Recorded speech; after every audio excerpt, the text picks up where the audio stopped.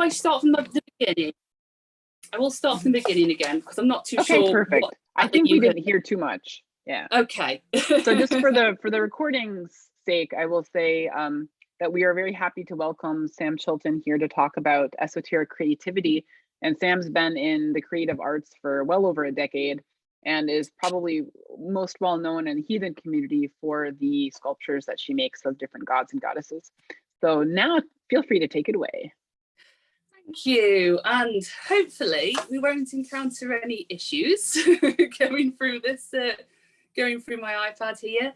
Again, if there's any issues, please just let me know and just chirp in. I will just, one moment. I will keep my eye on the chat.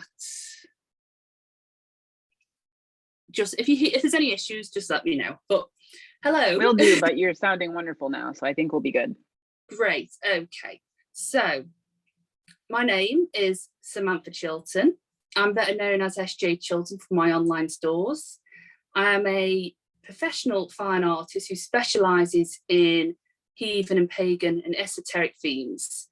I am a painter and illustrator, and I'm known mostly for my statues and my sculpture.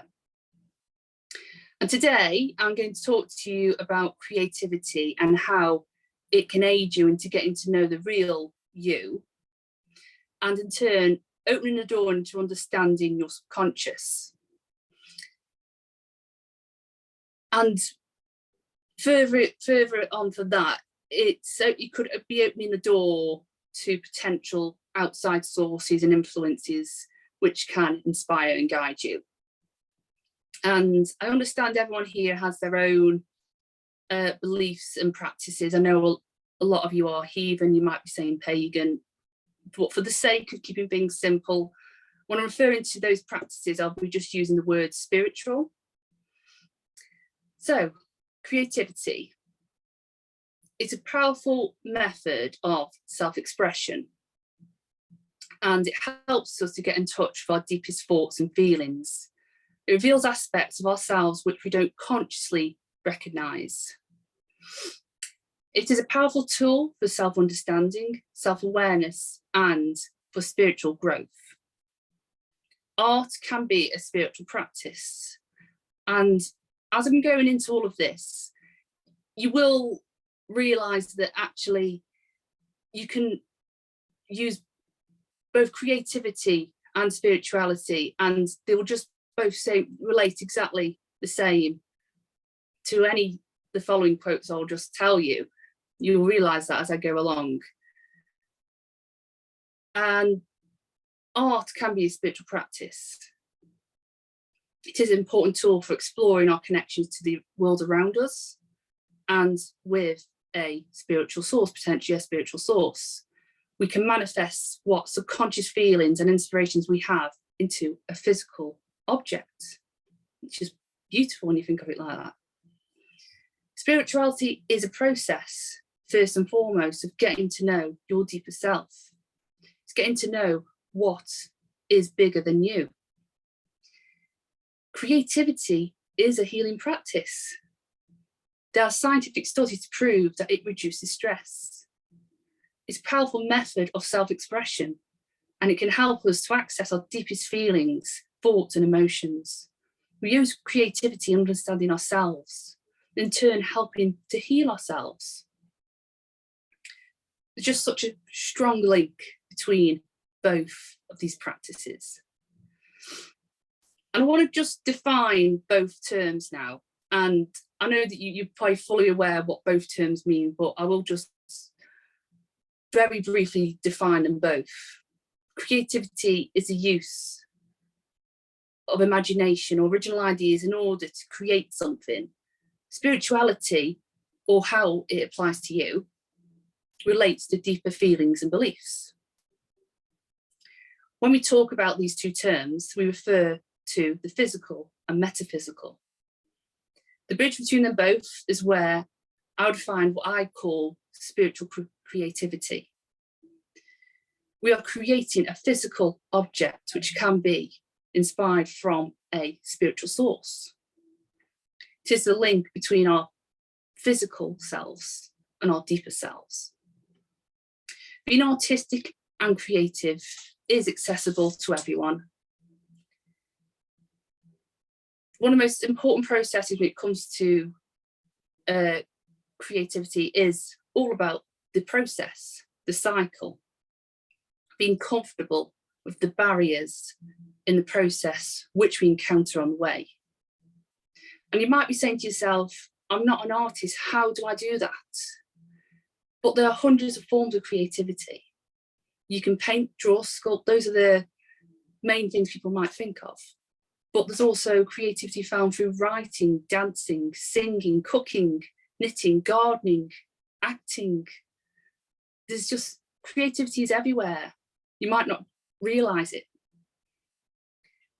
Art is an action which resonates in you, it stirs you and expresses who you are. You may or may not want to share your creativity with anyone. And there's nothing wrong in that. It doesn't make the act of making art more or less meaningful. We're used to having our lives governed by rules, but being creative, you need that freedom of expression without any judgment. If you create enough, you'll grow from that process. You'll express yourself without judgment. Expressing yourself with or without telling others doesn't make the message or intention any less important. You need to express yourself for yourself. And I want to talk about processes and cycles. And personally, they are very, it's a very important kind of terms I'd use and processes I use in my work, as I will explain. But also being spiritual as well, we use processes and cycles as well. And again, I'm talking about both creativity and spirituality. They are things you can literally, they just merge together. Everything I will say, you can apply them, just take the word out, put the other word there, it will just all make sense. So process and cycles, we live our days consumed by cycles and processes. We wake up in the mornings, we go to work, we relax, then we sleep. We go through the year, spring, summer, autumn, winter.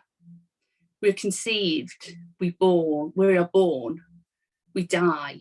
Well, I'll say that one again. We're conceived, we are born, we age, we die. It's a cycle, it's a process. Spiritually and creatively, we go through those same cycles. It's arguably the most important way we conduct ourselves whilst we are participating in these tasks. We open a ritual, we form the ritual, we close the ritual. That cycle, that process. We conceive an idea, we apply the first stroke of paint to a canvas. We ride that process, we complete the painting.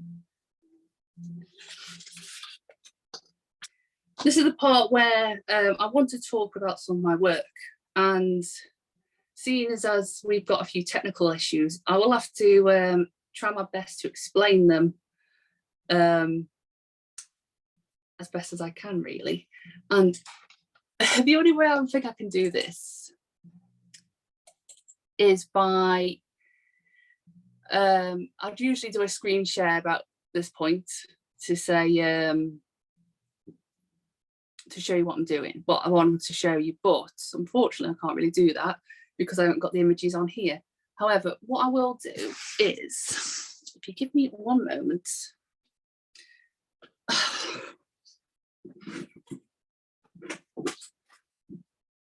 do apologise for this. I should have. So that's not too bad, actually. So what I've got here is some self-portraits. And I'll just tell you a little bit about what these self-portraits are and how they became to be as they are. So these were created 10 years ago, and I did probably anything from about 40 to 50 different self-portraits. Unfortunately, a few years ago now, a lot of my work got destroyed in an unfortunate accident, and then more unfortunate events caused me to lose the external hard drive, which I'd actually taken all the photos of, saved all the photos. So these are just some I've managed to actually find through sketchbooks again. And so these ones, over a period of 1 month, I created these self-portraits whilst I was in a meditative state. Often I draw them in a dimly lit room, looking only into a mirror in order to not have any outside distractions from the act of creating and drawing. It was something between like scrying and automatic drawing. And just so everyone's quite clear, scrying is the act of peering into a somewhat reflective surface in order to receive messages or visions. And automatic drawing refers to the act of drawing without conscious thought. And the interesting things about these sketches I didn't necessarily go into the process of wanting to draw an actual self-portrait of myself. However, there was always something I just ended up doing. With the exception of like a few of the small details you might see. I like thinking back to it now, this smaller one which is like here, and I've got the what do you call it, the doctor's mask, the medieval doctor's mask, and I think now it's like, wow, I did these 10 years ago, and it's quite a, current kind of thinking in a way. It's quite interesting. So yeah, I created these, and I found it was a really interesting way to access kind of my subconscious, my deeper self, in order to receive some message. And I want to just put this little thing in here. There was a really interesting movement back in, it was like the early 1900s, called automatism. It's crossed between, it's like a term that's crossed between the creative arts and psychology. It's actually a borrowed term from psychology. This technique, which notably was used by Sigmund Freud in order to explore the patient's unconscious mind, is quite an interesting movement. That in turn, it sparked a movement in art through the Surrealist movement in the 1920s. And after I concluded with the sketches I realised I needed to continue with this idea of work, but I wanted to do it in a bit of a different medium. I felt like I needed to continue to look at myself and try to access what messages my subconscious was trying to tell me. And because I'm not actually looking at the screen right now, I'll check if I've got any messages or anything, just to say if you can see everything all okay? Yeah, the visuals are great. Okay. Oh, you got like my photos and everything at the side here, but right. Okay, great. So I'll move on to my next image, and hopefully you can see that all okay. It's not the best image because it's kind of looking at it through a screen onto a, that kind of thing. So the details aren't quite picked up, but I hope you can kind of essentially see what it kind of is. I'll explain. So this is a self-portrait I created. It wasn't created through the same method I used before, through the automatic drawing method. It was a conscious method of painting. And at the time I was in university, I was experiencing some health problems. I felt I just wasn't myself anymore. I'd always grown up around this kind of connection to some sort of outside source and being quite knowing who I am,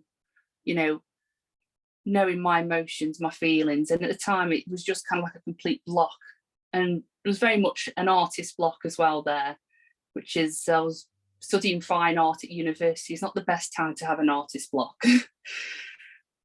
So at the time, I just didn't feel like I could no longer engage with that connection I had before. You know, at the time, it was just, there was nothing there, you know. So I began this self-portrait. Now, I wanted to tell you a little bit of information about me, and this is, I'm still somewhat guilty of it now, but at the time, it was a constant thing I was always doing. I had this terrible habit of constantly reworking my paintings, and I continued to paint over the paintings over and over and over again. I wanted to portray my constant reworking of the painting. So I want to go back to this idea of cycles I was talking about earlier on. I came to realise what I was doing was a cycle, where I paint something, remove the paint it again, repeat, repeat, repeat. So why was I doing that? You know, I conceived the idea. I'd applied the first stroke of paint to a canvas. I'd tried my best to ride this process, but I could never complete the painting. I wanted a physical representation of this process, or lack of, or broken process, you know. So this is a self-portrait. It actually contains roughly 40 different portraits of myself in that painting. I worked on it for about 3 months, and I say there's 40 different portraits of myself. It's actually, I painted myself one day, then I paint over it again, then I paint over it again and again and again and again, and eventually it was like, it's really massive layered painting, you know, it's so many layers to it, it's quite thick. And around about a month into the self-portraits, when it was becoming quite unrecognisable, as you can see, it's almost unrecognisable as a self-portrait, as you can see right there. I had this idea, and I wanted a living representation of age. And again, like we talk about process and cycles, self-portrait, I started it day one, and a month on, I was looking at myself in a mirror doing these self-portraits. I wasn't looking at a picture or anything. But you change so ever so slightly from that, like month to month to month. I wanted a kind of a real representation of age, you know, in my self-portraits. So I started to incorporate products into the paint and the painting. I added cream cheese, coffee, orange juice, milk to see how much it actually aged the painting. Kind of give this another layer of things of, you know, it's somewhat living, you know, microscopically, you know, in that painting. It was, I really just enjoyed this idea of like my painting had these kind of microorganisms in it almost, you know, and I went a bit further with that as well, as I'll explain in a moment. It really did take on a painting of its own in some ways, and it changed so much how the painting reacted to the canvas. It manipulated the paint, the layers of paint underneath, you know. Obviously you can imagine it was growing mold and everything. And it sounds such a crazy idea. It really does when I'm trying to explain it. But it was, I just loved this idea of the painting. It was like, it was really resonated in me. And as I'm saying with art, you've got to have something that really resonates with you, you know? And eventually the painting became something which you can no longer recognise as a self-portrait or even as a person, really. And I left it alone after those couple of months I actually worked on it, those 3 months. I just kind of left it in a room to just change on its own. And you're still with me? We're with you. Good, I'm just checking. However, I left the painting to kind of process in a dark room, just left it alone. And I felt I wasn't really quite happy with the ending there with it. I felt like I was still in the process. I was still in that cycle. And at the time, I lived near the coast. I was really lucky that I could just literally walk 5 minutes from my university accommodation to a beach. I loved it. You know, it's as opposed to now I live in the Midlands in the UK and nowhere near any sea. And at the time, I'd walk to the coast when I wanted some time of self-reflection, and I'd go to the beach in order to try and center myself and try to just get this connection again, which I've just kind of lost.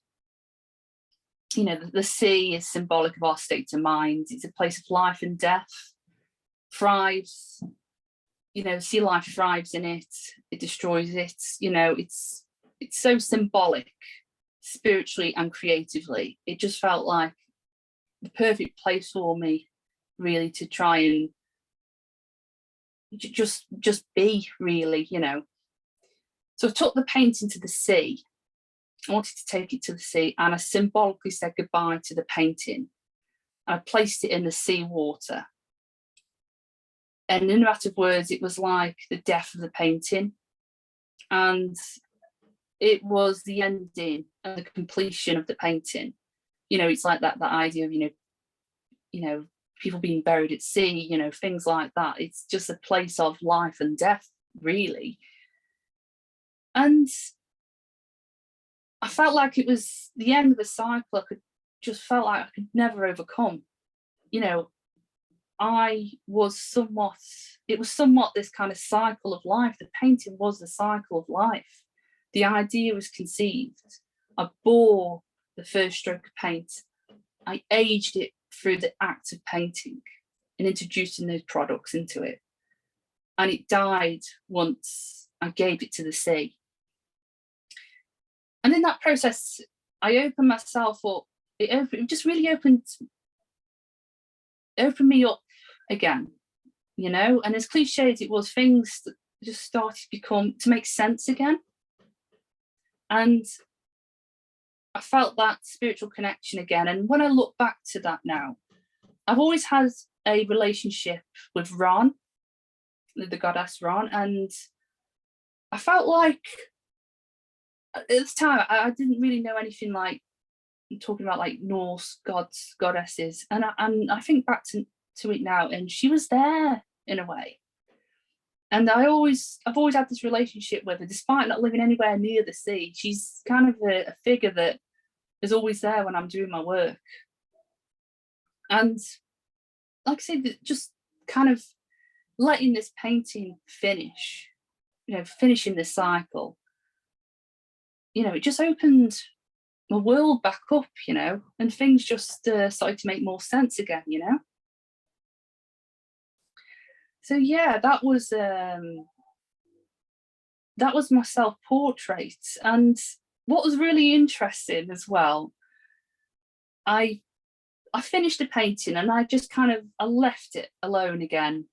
And I didn't really think I was going to go back to it, because I said, it's done now, it's finished. And you might, you know, many artists always say, you know, painting's never finished. You know, the time you say a painting's finished, a piece of work's finished, you know, you're not an artist anymore. It's kind of, I think a lot of people might, you know, relate to that.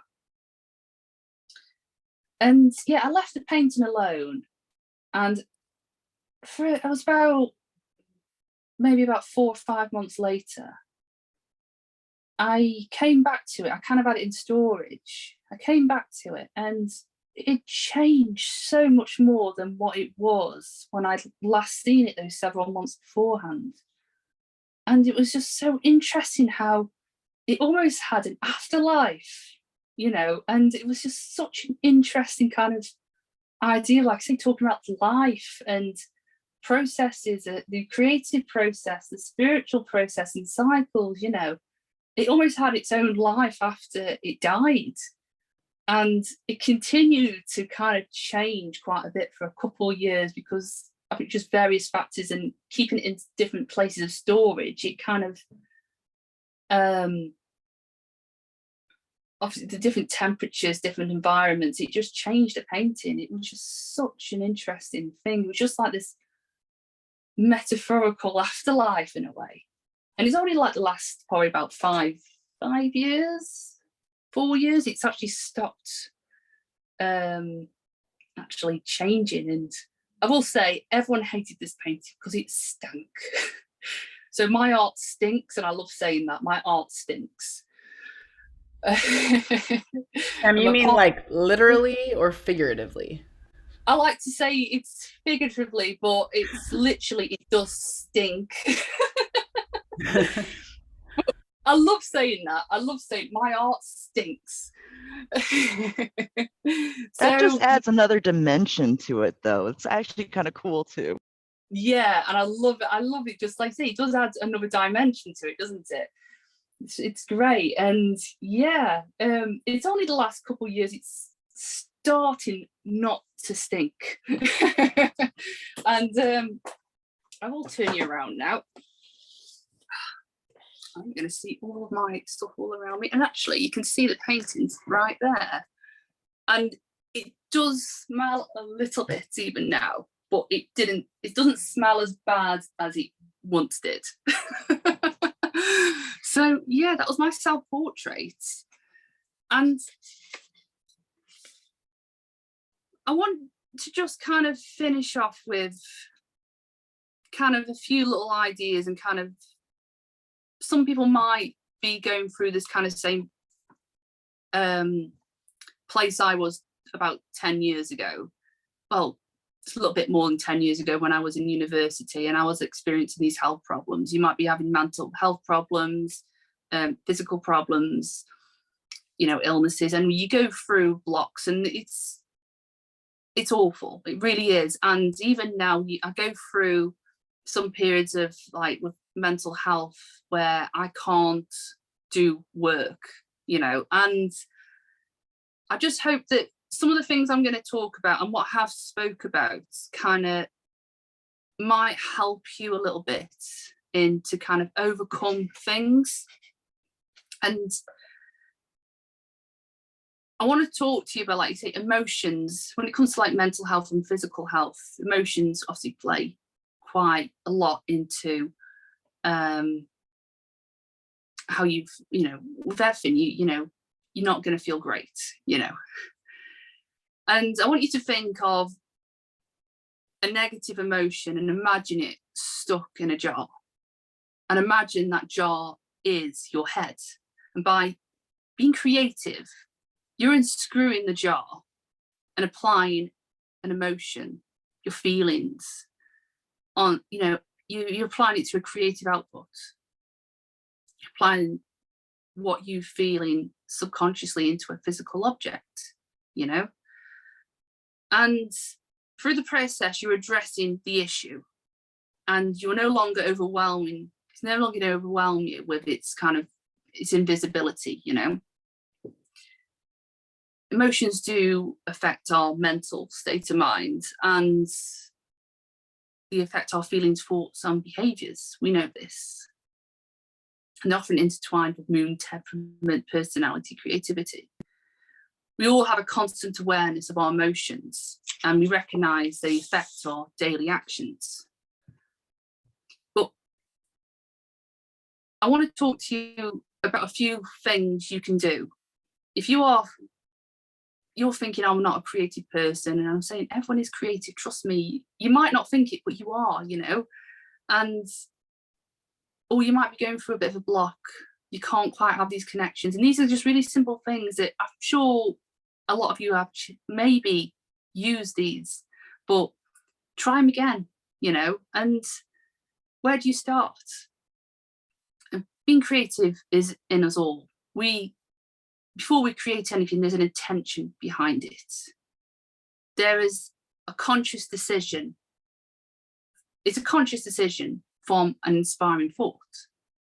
Being creative is a powerful and potent direct conduct to the source we can access from ourselves, from an outside source. And as children, you think children just are creative, just naturally. They don't think about it, they just do it. There's no idea of what art is, they do it. And it's a form of self-expression on a really basic level. And as we get older, it's just one of these things we might forget that we do, you know. There's boundaries. We're told we're not artists. We think that we're not good at what we do. It's just as we grow up, it's these boundaries, you know. You've got to overcome those boundaries.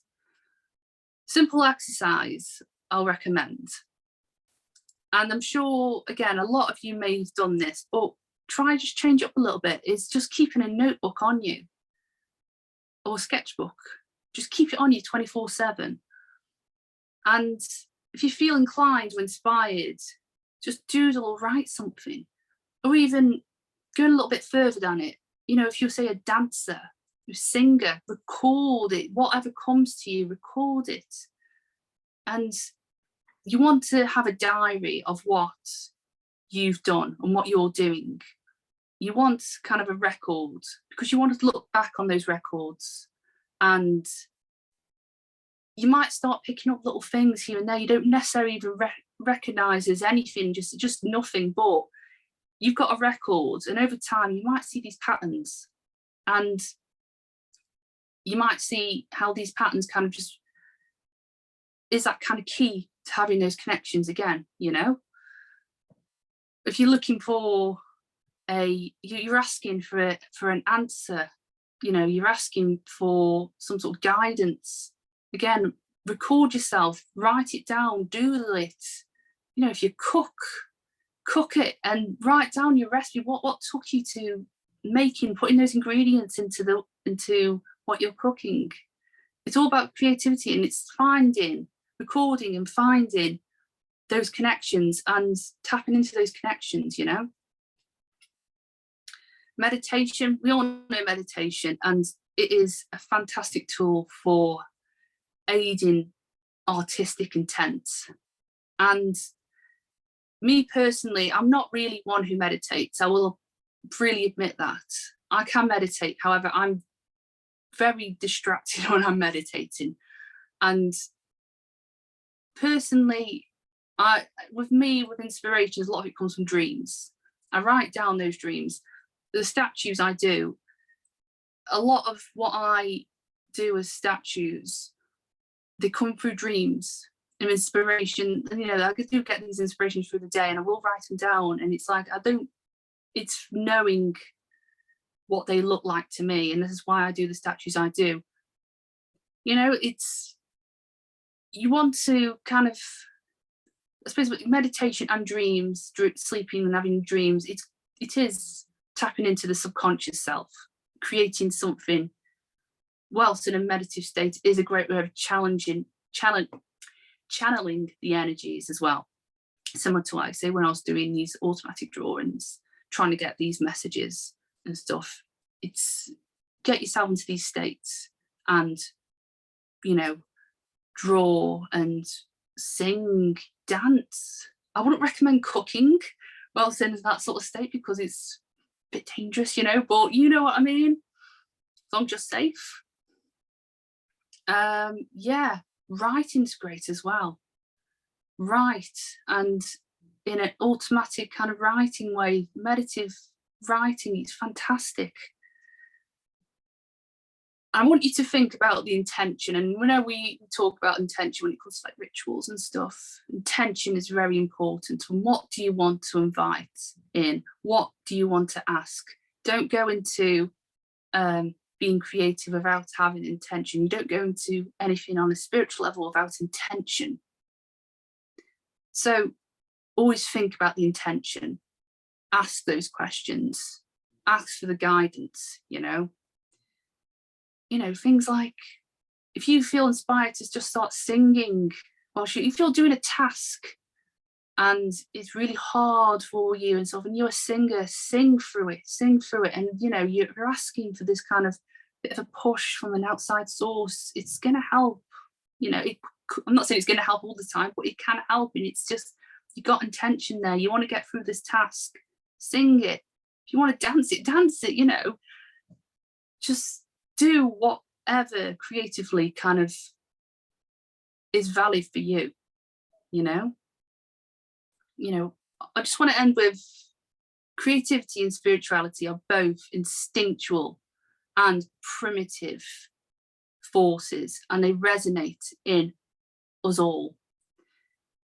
We have been expressing ourselves for thousands upon thousands of years, and creating art is one of the oldest forms of expression.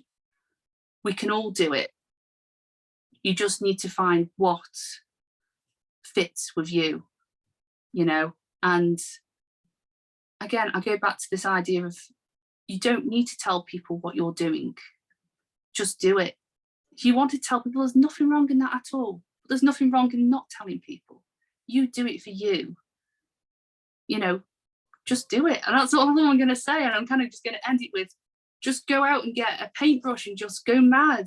You want to do that, go do it. Go draw, go dance, go paint, go sing, go cook, you know, go knit. There's just so much you can do. Just go and do it. And you want to open yourself up to yourself, to an outside source, a spiritual source. Put intention behind it and do it. And I just really hope that me sharing my journey helps you in your creative journey, you know. And yeah, I just want to wish everyone good luck with it all, and thank you. Thank you so much, Samantha. So let's see, Jen and Linda both were asking if you have some statues nearby that you could show. Yes, I've got a couple of my statues here. So I didn't really get to talk a lot about my statues, obviously, because this subject is so close to my heart, and I've never really kind of told anyone about my process, really. And the statues kind of come a lot later on. So these are this is a Odin here, and yeah, I kind of briefly mentioned got Odin here and got 4 here. Kind of briefly mentioned I do these statues, and they come. I see these images of the gods. They come through in dreams mostly, and yeah. Sometimes I'm asking for them to come through, and sometimes they just appear. And like a lot of people, you probably know, it's just, sometimes they just pop up one day and just like, oh, hello, Odin, what are you doing here? You know, it's kind of a bit of a, sometimes they just appear, and it's like, you don't necessarily realize what what their purpose is. And that's like, a lot of the time, that's how they come through to me. And it's just like, they're just there. And it's like, okay, well, you're trying to tell me that you might want me to replicate what I've seen of you, you know? And sometimes I'm actually asking for them to come through. A really interesting one, I haven't got it to hand, is I've done Norse stuff for so long, and suddenly I've started to get these kind of like Iron Age Irish kind of deities coming through. And because it's a subject I'm not familiar with, it's they're kind of just like, whoa, okay, you're here. And it's, oh, actually, I'll say that. The one that always, sorry, you see my armpit, is Epona. And she was just like, I've got this weird connection with Epona at the moment, and I'm not understanding it at the moment. And she's just always here. And it's an avenue I'm trying to explore more and more, these kind of other deities, you know. So yeah, she's one of my favorites at the moment. She's brilliant. Pauline was giving you the big thumbs up with for Epona. I believe that's a deity that, Pauline, you have a hold dear. Yeah, she's fantastic. And I just like I say, it's an avenue of like these gods, this pantheon of deities I'm not don't really know a lot about, and suddenly there's something to come through, and it's just very interesting, you know. Yeah. Sam, thank you so much for sharing with us. I'm so glad we could work out the little tech glitches because your Yeah. message was so beautiful, and the story that you were telling us about your process, I think, really rings true with what something that Pauline mentioned a little bit earlier in a sort of a side conversation, that there's this common theme that we've been noticing that's been coming, like rising to the surface over the last couple of days. And your session really spoke to that. This idea of healing, the stories that we tell ourselves, how we can change those stories. So it was really a beautiful addition to what we've been talking about this weekend. Now, we're going to be getting ready to transition to the next speaker, but I wanted to tell you that if you can stick around afterwards just for a couple moments and check out the chat box, there are some really nice comments and maybe some questions that you could address also in the chat box. And again, just thank you so much for taking the time out and hanging in there with us, and so we could hear your beautiful voice and see your amazing artwork. And then one last thing, people can connect with you also in social media. Would you say that Instagram is probably the best way, or also Facebook? Facebook, Instagram. I am one of these people who I'm terrible at keeping with social media, but if you ever want to kind of get in touch with me, Facebook and social media, Facebook, Instagram, sorry. And if you type in SJ Chilton into Google, you'll get my website, get my Etsy page, you'll find everything there. I will go to the comments and I'll put in Okay, perfect. Yeah. Yeah, and then Jen asked also if you could put a link to your Etsy also in the chat. That would be great. Yes, of course. I'll put all the links in there and I'll answer any questions. Sorry, I've obviously a bit of a delay getting on with all the technical issues. But it worked out in the end. Yeah, definitely. I'll answer any questions in the comments. But thank you. Thank you, everyone. Thank you so much, Sam. Thank you so much. Thank you. Bye-bye. Bye. So I'm going to be passing the baton over to Pauline, who is going to be hosting for Dr. Roderick Dale. No, it's me. No, it's me. Oh, Linda, I'm sorry. Pauline, I'm sorry. I'm trying to force this upon you. Like, I think you already carried your weight so far this weekend. I'm going to be passing it over to Linda, excuse me, to host Dr. Roderick Dale, who is here with us. And we'll be kicking off in about another minute or so. So keep your eyes on the chat for some of the links that Sam is going to post. And Linda, I'm going to make you the host. Thank you. Sorry for my companion. She will be not joining in the conversation, will you, Cleo? Right. Oh, and Linda, also, I think it's still recording, but I no longer I'm not a co-host now, so I can't stop the recording. Doesn't matter. Shall I stop and start, or should we just carry on? I think it'd be easy. Probably it'll be a smaller file if you just close it out and then start afresh. Yeah. Okay.